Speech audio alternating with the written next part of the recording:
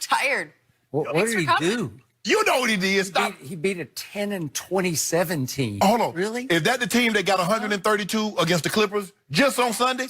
That couldn't be them, right? Let's talk about what matters. There is going to be an extravaganza of a press conference today in Dallas, Texas. And it's going to be the launch of the next Cowboy dynasty. You heard it here last. Oh, look. So what did they win? I'm looking for what did Lombardi Trophy? They're going to win the press conference. Okay. Jerry always wins the press conference. They're going to win the offseason again. They're going to win the offseason again. Jerry owns press conferences. Watch what happens today.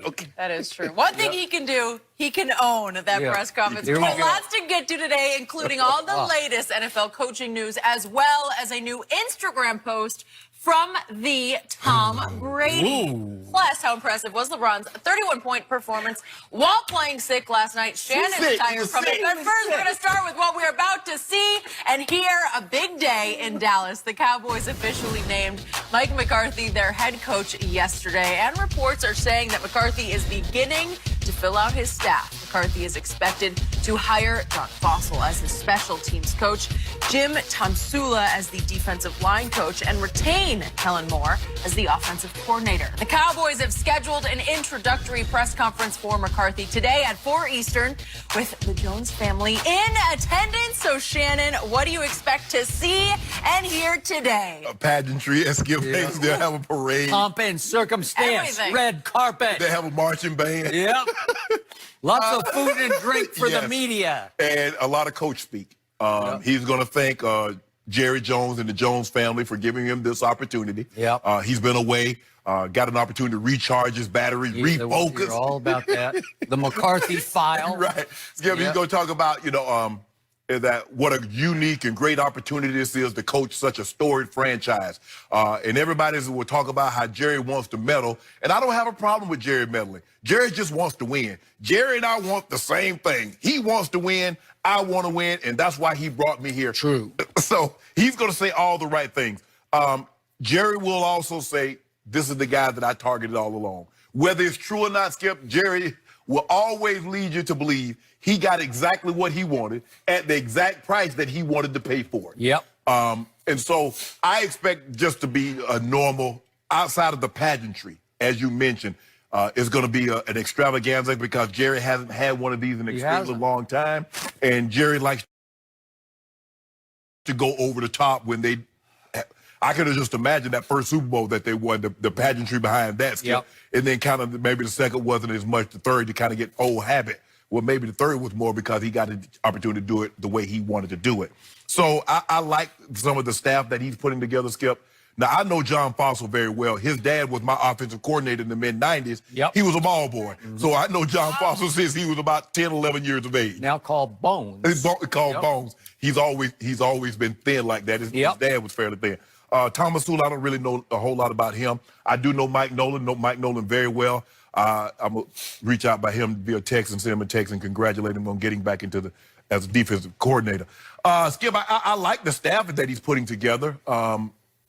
Like I said, when I look at Mike McCarthy, Skip, I don't think a splash. I think a solid. Okay. He's like you said, he's a coach that doesn't like, ooh, man, did you see that hire that they just got? He's not one of those, but he's solid. He's almost 50 games over 500. He's won a lot of division titles. He's gotten to and won a Super Bowl, so he has that on his resume.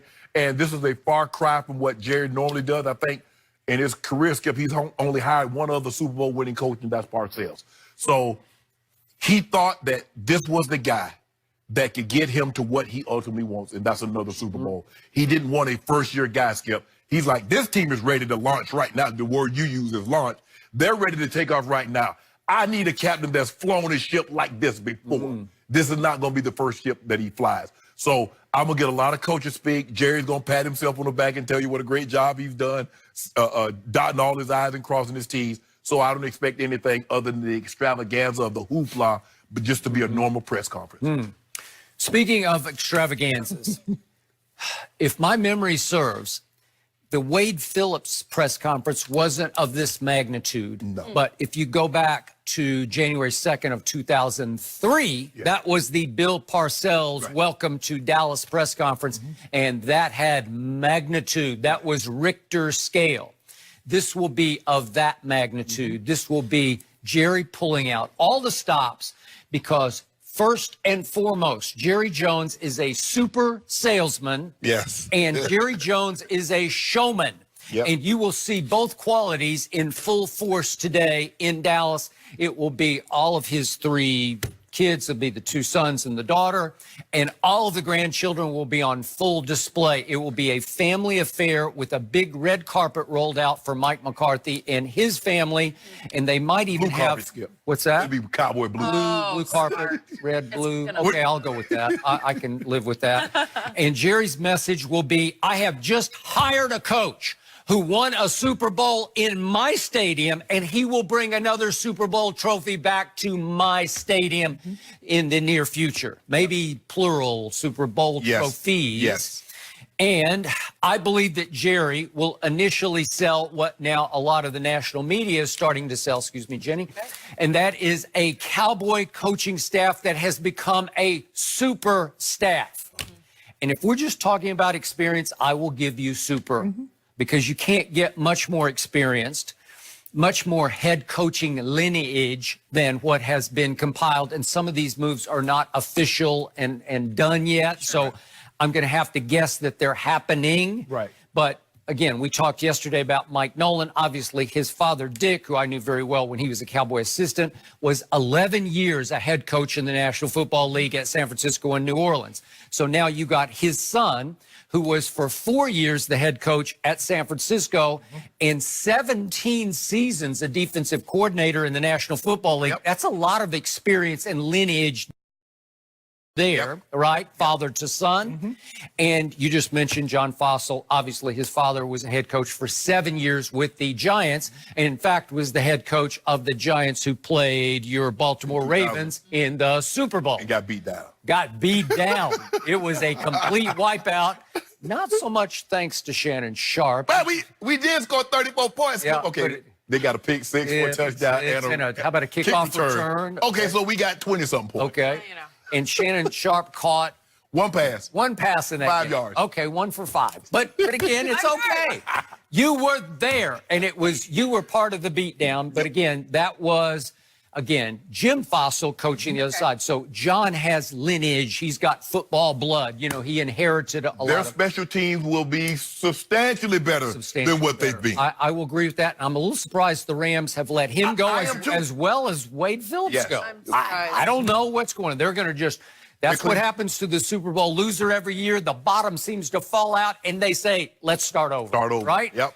Okay, and that brings me to Jim Tomsula, who was briefly the head coach in San Francisco. Right. So he's at least been, and he's been in the league for 13 years, been the Redskins defensive line coach, and he will be supposedly the defensive line coach of the Dallas Cowboys. So you got a lot of experience added on top of a Mike McCarthy, who was head coach in Green Bay, for those who've forgotten, for 13 years. And before that, he was an offensive coordinator in the National Football League for 6 years. So that's 19 years of head coach plus coordinator experience. So when I step back, and you made this point at the end of the show yesterday, when you look at what the division rival Giants did, Joe Judge? What? See the headlines today? And when you look at what the Carolina Panthers just did, Matt Rule, if you're talking, if experience can win Super Bowls, coaching experience, then my team is poised to win the next 5 Super Bowls, right? I'm not sure that will happen, but that's given what the Giants did and the Carolina Panthers did. That is the opposite of experiences to what this staff has. Now let's talk quickly about the one new assistant, who's the old assistant, who has little to no experience in the National Football League, and his name is Kellen Moore. Correct. And he had a chance to join his friend Jimmy Lake, who's the head coach at University of Washington, as the coordinator there. But I guess Kellen, if this is to be believed, if it's done, it sounds like it's heading in this direction. If he's going to stay, then he opted to say, I don't want to go back to college football when I've actually made a pretty good splash in pro football. Right. Okay, here's my problem with that. He is about to be completely demoted from true offensive coordinator and play caller to just the quarterback coach. Well, he might have the title of offensive coordinator, but he's not going to call any plays. He's not going to call any plays. Mike McCarthy is going to call plays, and I don't have a huge problem with that for Mike's sake because he's earned the right to call plays because that's pretty much all he's ever done. And plus, Skip, this is what Kellen Moore. This is his first year in this offense. Yeah. So it's not like it's his offense. No way. Right. So I agree with you. I don't have a problem with Mike. He should.